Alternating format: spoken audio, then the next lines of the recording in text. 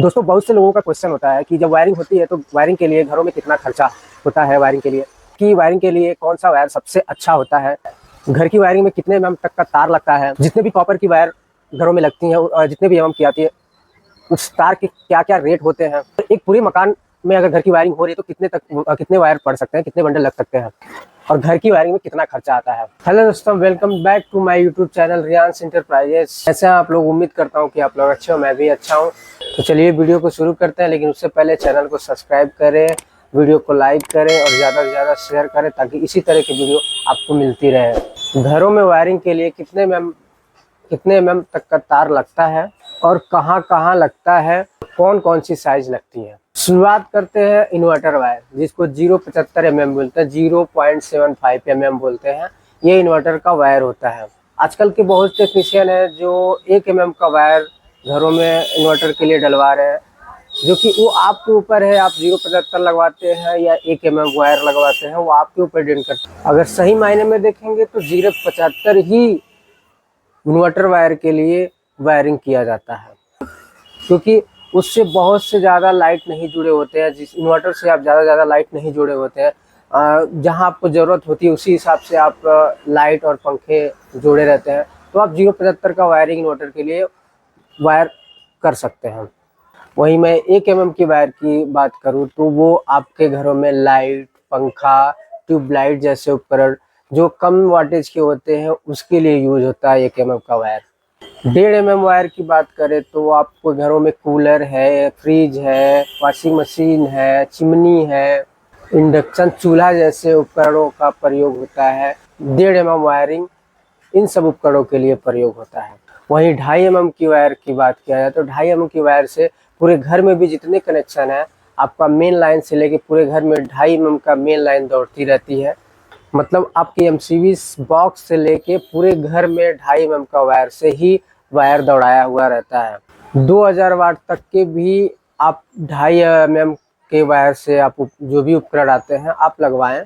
और 4 mm की 4 mm की वायर की बात करें तो आपके घरों में 2 से 3 4 एसी अगर लगे हुए हैं तो आप कोशिश यही करिए कि 4 mm ही 4 mm ही वायर का कनेक्शन करवाएं। एसी के लिए प्रयोग करने वाले 4 mm ही यूज होते हैं, कि ताकि आपके घरों में शॉर्ट सर्किट ना हो। कितने लोग तो 2.5 mm के वायर भी एसी के लिए आप लगवा देते हैं, लेकिन जो कि रिस्क है, शॉर्ट सर्किट होने का ज़्यादा ही डर बना रहता है।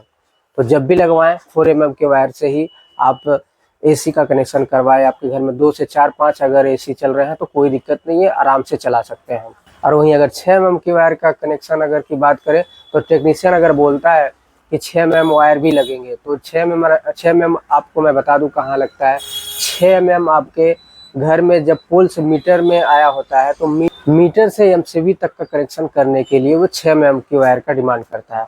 अगर आप इच्छुक हैं तो आप लगवा लें। वो भी ये होता है कि पूरे घर की लोड उसी में होती है, इसलिए 6 mm की वायर का वो डिमांड करता है। अब हम बात करते हैं कि घर में वायरिंग जब करवाएं तो कौन सा वायर सबसे अच्छा होता है। तो दोस्तों आने को तो बहुत सी कंपनियों का वायर आता है, आरआर, एंकर, हैवेल्स में रियो आती है, स्टैंडर्ड आता है, केईआई आती है, पॉलीकैब हो गया, फिनोलेक्स हो गया। तो अब इसमें सबसे अच्छा वायर कौन सा होता है दोस्तों, मैं आपको जानकारी के लिए बता दूं तो आरआर में भी 3 तरह के होते हैं। 3 तरह में एक Q1 करके आ रहा है जो सबसे सस्ता है, उसमें गेज भी बहुत कम है, तो वो ना ही लगवाए तो अच्छा है। अगर आप आरआर में अगर आप लगवाते हैं तो आरआर में सबसे ज़्यादा अच्छा सुपर एक्स FR का आता है, वो सबसे ज़्यादा चलो। और उसके ऊपर अगर आप बात करेंगे आरआर में यूनिली HRFR का भी तार आता है, आप वो भी लगवा सकते हैं, वो भी बेस्ट है। Havells life line plus S3 का ही वायर का कनेक्शन करवाएं जो अच्छा होता है। एंकर में भी 2-3 तरह के चलते हैं। अगर एंकर में अगर सबसे बेस्ट की बात करेंगे जो कॉप्रो FR करके आता है एंकर में वायर, वो अच्छा होता है, आप वो भी लगवा सकते हैं। स्टैंडर्ड वायर भी अच्छा होता है, ये भी हैवेल्स की कंपनी की होती है, लेकिन स्टैंडर्ड वायर भी लगवा सकते हैं, स्टैंडर्ड का भी अच्छा होता है वायरिंग के लिए। केईआई एक कंपनी है, वो भी अच्छी कंपनी की होती है वायर, वो भी आप लगवा सकते हैं। इसका इंडस्ट्रियल एरिया में, गवर्नमेंट एरिया में भी सप्लाई होती है, तो केईआई भी अच्छा है, आपके ऊपर डिपेंड करता है। अगर आपको समझ में आता है तो लगवाइए। पॉलीकैब वायर है, पॉलीकैब भी इंडिया में नंबर 1 पे चल रहा है, वो भी आप लगवा सकते हैं, वो भी बेस्ट है। तो दोस्तों ये हो गए आपको जो सबसे ज़्यादा अगर मैं रिकमेंड किया हूँ तो वो हैवेल्स, पॉलीकैब, KEI और RR में भी आप लगवा सकते हैं। ये सब वायर अच्छे होते हैं, KEI भी लगवाइए। अब हम बात करते हैं कौन सी कंपनी का कितना रेट होता है। तो दोस्तों मैं शुरुआत करता हूँ एंकर और हैवेल्स रियो। एंकर का दोस्तों 1 mm का वायर 1030 या 40 रुपये है। वही रेशियो पकड़ लीजिए रियो का भी होता है। 1.5 mm की अगर बात करेंगे तो 1530 या 1550 है वो हैवेल्स रियो भी और एंकर की भी। और अगर 2.5 mm की बात करेंगे तो 2.5 mm की भी वायर 2490-2500 के करीब है, दोनों कंपनियां हैवेल्स रियो और एंकर की।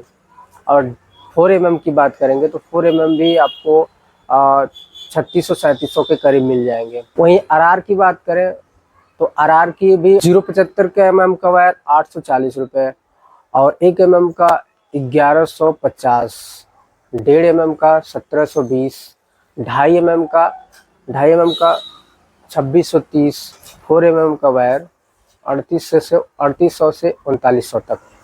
अगर स्टैंडर्ड वायर की रेट की बात करेंगे तो स्टैंडर्ड का वायर का भी रेट आपको मार्केट में 8 से 90, 900 से स्टार्टिंग है 0.75। और 1 mm की अगर बात करेंगे तो 1 mm का वायर का रेट 1170-80 के करीब है।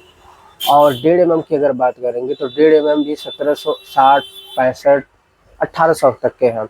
और 2.5 mm की बात करेंगे तो वो भी 2850, 2800 तक के हैं। और 4 mm की बात करेंगे तो 4 mm का भी वायर मार्केट में आपको 39 से 3950 तक के हैं। हैवेल्स भी दोस्तों हैवेल्स 1230 1 mm है और 0.75 930 है और 1.5 mm 1830 से 40 तक का है। और 2.5 mm भी 2.5 mm 29 से 3000 के बीच में है और 4 mm 4100 रुपये है। पॉलीकैब की बात करें तो पॉलीकैब भी 930 से स्टार्टिंग है, 900 स्टार्टिंग है। और 1 mm का 1195 है और 1.5 mm का 1840 है। और 2.5 mm का भी 2.5 mm का 2950 है और 4 mm भी 4100-4200 रुपये है। वहीं अगर हम KEI की बात करें तो KEI का वायर भी हैवेल से थोड़ा महंगा है, ये आपको 1290 तक का पड़ेगा 1 mm का। और 1.5 mm का 1900 से ऊपर 1930 रुपये है। और 2.5 mm का 3050 रुपये है और 4 mm का 4300 रुपये और 0.75 है 980 रुपये। फिनोलेक्स का वायर भी अच्छा होता है, मेरे एरिया में तो इसका सेल नहीं है, मैं रेट नहीं बता पाऊँगा। बाकी आपके एरिया में अगर मिलता है तो फिनोलेक्स का वायर अच्छा होता है, आप लगवा सकते हैं। अब बात करते हैं दोस्तों घर में एक वायरिंग कराने में कितना खर्चा आता है। दोस्तों मैं आपको बस जानकारी के लिए बता दूं कि सबसे ज़्यादा अगर घर में वायरिंग में खर्चा आता है तो फर्स्ट नंबर पे वायर का ही आता है। अगर आप फर्स्ट फ्लोर जो आपका बेसमेंट है आप उसमें बनवाते हैं तो लगभग अगर आपका 3 रूम 4 रूम और किचन लैट्रिन बाथरूम और गैलरी वगैरह है तो उसमें आपको अच्छे से अगर लाइटिंग और पंखे का रेंज है तो 20 से 30 हज़ार का तो आपको वायर का ही खर्चा हो जाएगा, 30 तो मान के चलिए मैक्सिमम। और जो स्विच सॉकेट प्लेट और लाइटिंग है ये ज़्यादा नहीं पड़ता, ये तो आप 10,000 से लेके 15,000 के कम में ही ऊपर नीचे में हो जाएगा। सबसे ज़्यादा अगर खर्चा आता है तो वायर का आता है, वायर ही 30, 35, 40 हज़ार के तक के पड़ जाते हैं, सबसे ज़्यादा वही खर्चा पड़ता है। तो जब भी अब वायरिंग कराया जाए तो पहले आप वायर के लिए ही बजट बना लीजिए, वायर में ही ज़्यादा पैसे लगते हैं, बाकी स्विच सॉकेट और लाइट पंखे में उतना ज़्यादा नहीं लगते हम। एक घर को अगर ऐसे अगर बेनिफिट बताऊं, एक घर के लिए कंप्लीट वायरिंग के लिए 40,000 से 50,000 तक के खर्चे आते हैं। तो दोस्तों कितने बंडल चाहिए ये आपको टेक्नीशियन बताएगा, कितने mm तक का चाहिए ये भी आपको टेक्नीशियन बताएगा। आपके घर में जितने भी mm की ज़रूरत होगी उस हिसाब से वो बताएगा कि कहाँ कितने mm का लगेगा, उस हिसाब से बंडल लिखवाएगा, लिस्ट बनवाएगा, तो आप वही खरीदें। और हाँ, एक बार टेक्नीशियन से आप ज़रूर परामर्श ले लें कि क्या सही है, कहाँ कितने mm का मैं लगवाऊँ, उससे भी नॉलेज ले लिया करिए। वीडियो कैसी लगी प्लीज़ कमेंट करके ज़रूर बताएं और हमारे चैनल को सब्सक्राइब करें और वीडियो को लाइक करें और ज़्यादा से ज़्यादा शेयर करें ताकि इसी तरह के वीडियो मैं आपको प्रोवाइड कराता रहूं और आपको हमेशा नॉलेज देता रहूं। इलेक्ट्रॉनिक से रिलेटेड कोई भी अगर आपको क्वेश्चन करना हो तो हमें कमेंट करिए, मैं आपको कमेंट में रिप्लाई ज़रूर करूँगा। तब तक के लिए मिलता हूँ किसी अन्य वीडियो में। नमस्कार।